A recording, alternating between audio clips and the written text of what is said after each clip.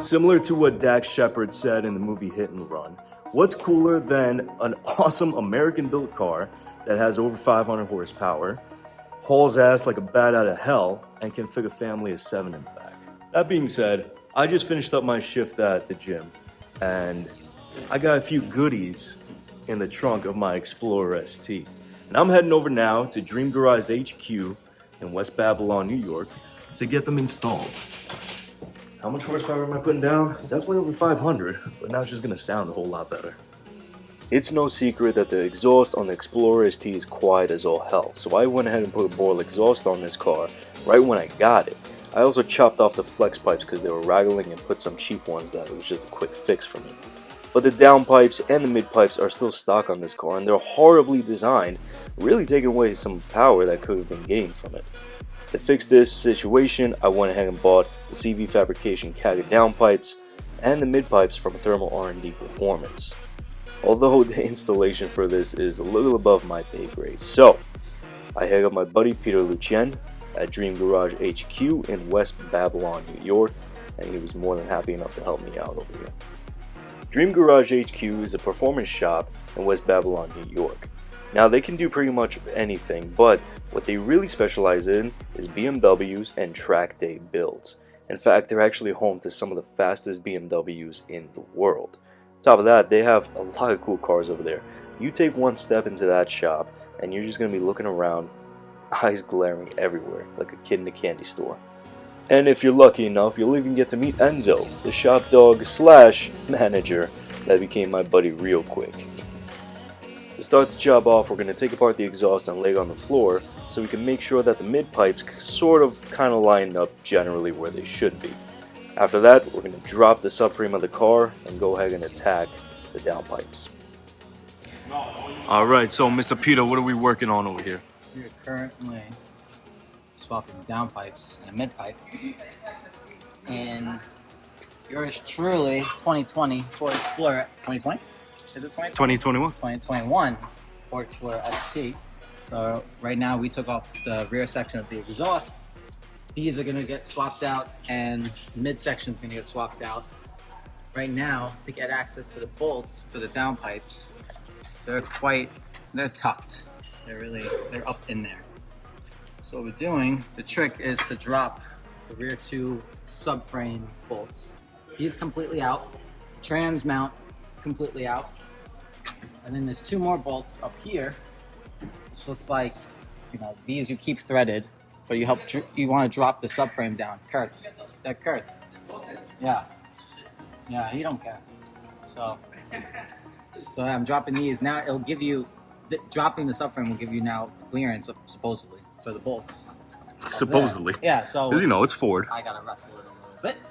Because it's totally easy to do. Yeah, it's a joke. Like most Ford parts. Yeah, it's easy. So that's where we're at. I'm having a field day. Now you guys are just interns here, right? This is the one and true employee in the house. Right. Mr. Enzo himself.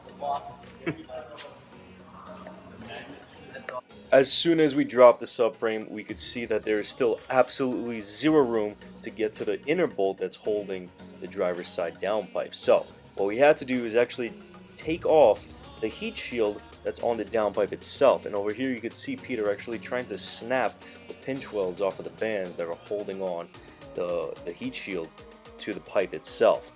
After that, you have a little bit of access, but still not enough. So you need a crap load of extensions. And if you're doing this job by yourself or with a friend, listen up right now, because this is the only possible way that we found that works. And we've been trying to get this thing open for about 4 hours. So listen up. Your E22 socket is going to be connected to two wobble extensions, which are connected to two 3-inch extensions. Those are connected to one 6-inch extension, which is connected to a 10-inch extension, which is connected to a breaker bar, and you're going to need a pipe on the handle of that breaker bar for leverage. It's annoying, and it's going to take you a while to really get it in there, but you're going to end up snapping it loose at one point, so just keep at it. And fucking coconuts. Alright, so what do we just go through right now to take this fucking thing out? Everything. The actual word you're looking for is hell? Yeah. I mean, look, we've done a lot. We do a lot of downpipes. We got BMWs, we got N54s, twin turbos, the whole nine. We do it all the time. This one, I don't know. Design-wise, is just rough. Fucking Ford, man. I mean, Yeah, look at the extension. Look at how is that? How is any of this safe? Now, no, we didn't do it on an impact. I did it on break apart. But look, this thing's taut. Look, fuck, be nice to me. Do you see this?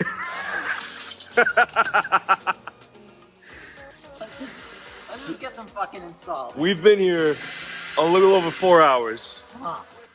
I might just edit that part out. I don't want to make you. I don't want to make this look too bad. But damn, this thing fucking sucks.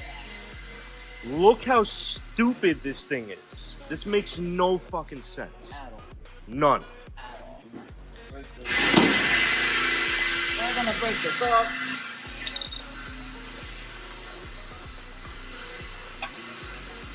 Oh. Maybe not. All right. Using a wrench. On to the next problem. Using a wrench. The removal of the passenger side downpipe was pretty easy compared to the driver's side. It took us about 25 minutes to a half hour compared to the 4 hours that the driver's side took us. With the passenger side, you did have enough clearance to kind of get in there and get securely onto the bolt itself to take it off. An installation of the CV Fabrication downpipes was as easy as it could possibly be. It's how it should be, to be honest. Beautiful space. Fit and finish was perfect, no trouble putting it on, it was in within 10 minutes.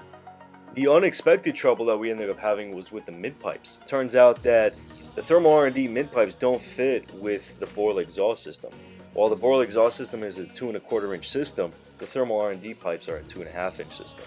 It's definitely my mistake. I overlooked that fact when I went ahead and bought them, but it was a mistake that kind of costed us a couple of days. So we kind of clamped it up as we could in the moment. I bought these transfer pipes that you see right here, and we did have to cut off a little piece of the pipe from the Borla exhaust system to adapt these pipes without lengthening the actual length of the exhaust itself. It still leaks a little bit here and there. I do have to go and get them welded up, but fit and finish is pretty damn great. It looks fantastic. The downpipes, the midpipes, the exhaust itself with the tips, they look fantastic, and the car sounds like an absolute monster. Like I said, it does leak a little bit, so the idle is a little rough. You do hear some weird noises here and there as of right now, but once it's welded up, it's going to sound beautiful. And here's a little clip to give you a preview of that.